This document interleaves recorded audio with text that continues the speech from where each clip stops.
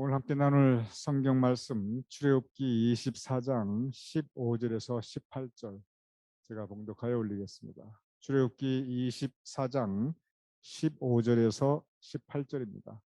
모세가 산에 오르매 구름이 산을 가르며 여호와 영광이 시내 산 위에 머무르고 구름이 엿새 동안 산을 가리더니 일곱째 날에 여호와께서 구름 가운데 모세를 부르시니라. 산 위에 여호와의 영광이 이스라엘 자손의 눈에 맹렬한 불같이 보였고 모세는 구름 속으로 들어가서 산 위에 올랐으며 모세가 40일 40야를 산에 있으니라. 이는 살아계신 하나님의 말씀입니다. 아멘. 모세가 미디안 광야에서 하나님을 처음 만났습니다. 정말 마른 막대와 같은 사람 모세를 하나님께서 만나 주시고 불러 주시고 그리고 그때부터 모세와 동행하여 주셨습니다. 모세는 이제 이스라엘 백성들을 이끌고 애굽을 나와서 광야길을 행하고 있습니다. 여러 가지 많은 일들이 일어나게 됩니다. 이렇게 이스라엘 민족과 함께 광야길을 행하는 모세를 다시 하나님께서 불러주십니다.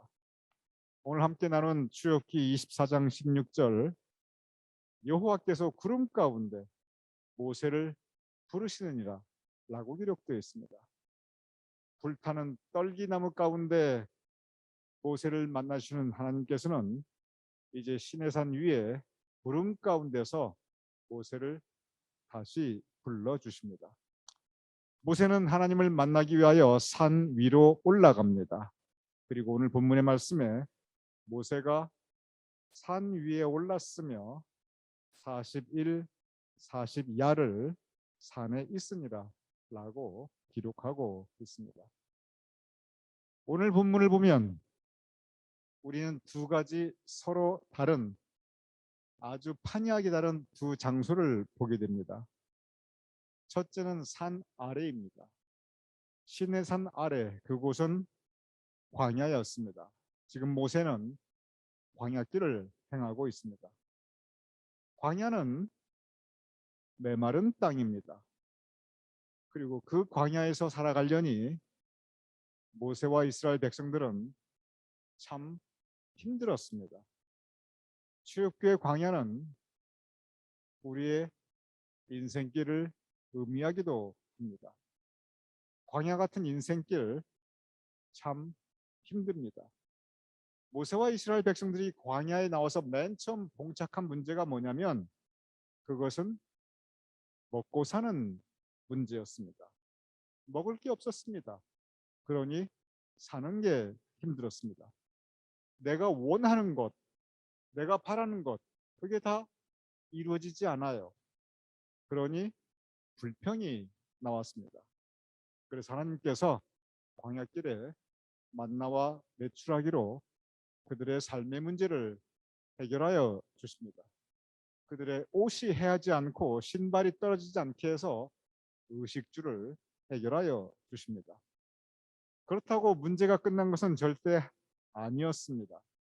성경에 보면은 맨 처음 이스라엘 백성들을 모세가 광야로 끌고 나와서 그때 모세가 제일 많이 하였던 일이 있습니다. 아침부터 저녁까지 하였습니다. 그것이 무엇이냐면 성경에 보면은 재판하는 일이다 라고 기록되어 있습니다. 성경에 보면 이 재판하는 일을 모세가 아침부터 저녁까지 쉬지 않고 계속하였습니다. 어느 정도였냐면 그의 장인 이드로가 와서 모세를 광야에서 만나게 됩니다. 이드로, 모세의 장인의 첫 말이 뭐였냐면 아이고 여보게 모세, 내가 자네를 보니 그렇게 하루 종일 재판을 하면 도대체 자네 건강이 말이 아닐 것 같네. 아니 이 민족을 광야길에서 이끌고 가는데 다른 일도 많고 해야 될 일이 많은데 어떻게 그렇게 재판만 하루 종일 하면 어떻게 살겠는가. 그러니 지금부터는 재판관을 두게나, 그리고 재판은 어지간한 재판은 다 그 재판관들에게 맡기고 그저 해야 될 중요한 일들만 하게나 이렇게 권면을 합니다. 모세가 그 말을 받아들입니다. 그래서 재판관을 세웁니다.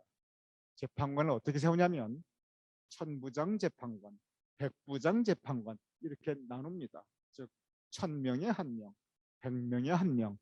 오늘날로 따지면 행정구역을 만들고 각 행정구역마다 재판관을 세우게 됩니다. 이것이 무엇을 말하는가 다시 한번 여러분 곰곰이 생각해 보시기 바랍니다. 재판이 많았구나, 재판관 세웠구나, 그런 차원이 아닙니다. 근본적으로 재판이 뭡니까? 근본적으로 재판이라고 하는 것은 둘 간에 서로 의견이 안 맞아요. 서로 자기가 옳다고 생각해요. 서로 자기 입장을 얘기해요. 그러다 보니까 분쟁이 납니다. 가만히 두면 이 분쟁이 심해서 서로 치고 받고 나중에 싸우고 죽이고 죽고 그러게 생겼으니까 그러면은 분쟁이 나면 나한테 가지고 와라. 내가 판결해 주겠다. 이게 옛날이나 지금이나 재판의 근본적인 정신입니다. 즉 서로 싸우니 서로 자기가 옳다고 그러니 그래서 분쟁이 나니 그렇게 가만두면 안 되겠으니까 그러니 그 하이 어토리티 그 위에 더 권력을 가진 사람이 이렇게 하고 저렇게 하고 결정을 내주는 거 그게 재판입니다. 즉 재판이 그만큼 많았다는 것은 이스라엘 백성 간에 그렇게 다툼과 분쟁과 이해관계가 복잡하였고 그리고 무엇보다 내가 옳다 너는 틀렸다 이게 많았다는 얘기예요. 그러니 한마음 한뜻으로 이제는 하나님의 백성이다 다시 태어났는데 그 안에 다툼과 분쟁이 끊이지 않았다는 것이 바로 이 모세가 경험하였던 것이고 성서는 그것을 아주 자세하게 우리에게 전하고 있습니다. 더 큰 문제가 있습니다. 믿음 붙잡고 나왔는데 광야에 나오고 보니 그들의 믿음이 흔들리고 있습니다. 애굽을 나올 때만 해도 야 하나님이 살아계시구나. 홍해를 지나갈 때만 해도 와 하나님께서 우리를 보호하시는구나 인도하시는구나. 그 믿음으로 찬양 올려드렸습니다. 그런데 곧바로 무슨 일이 벌어지냐면 힘드니까 광야길이니까 하나님이 살아계신가 안 계신가 그들은 회의하게 됩니다. 믿음이 흔들립니다. 실족합니다. 그리고 그들은 넘어지고 있습니다. 하나님이 살아계신가 안 계신가 바로 이 부분에 대해서도 성서는 우리에게 자세하게 전하고 있습니다. 이러한 모습이 그것이 바로 산 아래 광야의 모습이었습니다. 그리고 이러한 모습은 어쩌면 우리가 살아가는 우리 인생길의 모습입니다. 다른 장소가 있습니다. 그것은 산 위 시내산입니다. 산 위 시내산에 모세는 그 모든 광야의 그러한 모습들을 뒤로 하고 산 위로 올라갑니다. 산 위에는 모세 혼자 있었습니다. 모세가 아주 말합니다. 아무도 따라오지 말라. 혼자 가겠다. 물론 그것은 하나님의 명령이었습니다.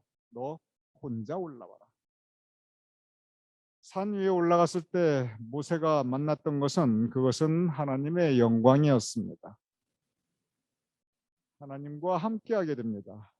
그곳에서 40일을 머물게 됩니다. 홀로 있었던 시간, 광야를 뒤로 하고 산 위에 갔을 때 그곳에 모세는 하나님을 만나게 됩니다.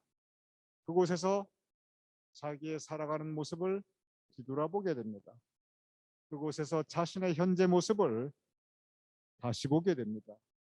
가장 중요한 것은 무엇보다 중요한 것은 산 위에서 말씀을 받게 됩니다. 그리고 그 말씀을 새기게 됩니다. 그것이 바로 산 위에서 있었던 일입니다. 여기에 보면 우리는 광야의 모습과 산 위의 모습 두 가지의 모습을 보게 됩니다.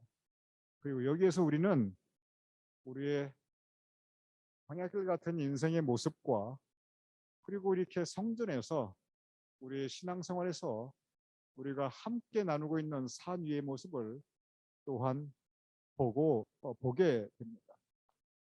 광야는 본질적으로 메마르고 험한 땅이고 그리고 우리가 성경에서 보았듯이 먹고 사는 문제이고 그리고 사람 간의 끊이지 않는 그 갈등의 관계가 이것이 바로 광야의 모습이었습니다. 그래서 그 인생길 편할 날이 없었습니다. 그래서 때로 하나님에 대한 믿음도 흔들리고 실족하게 됩니다. 그러한 때 우리는 산 위에 올라가야 합니다. 그러한 때 우리는 하나님을 다시 만나야 합니다. 그러한 때 오늘 본문 모세가 그랬던 것처럼 가장 중요한 것, 하나님의 말씀을 다시 받고 그리고 그 말씀을 새겨야 합니다.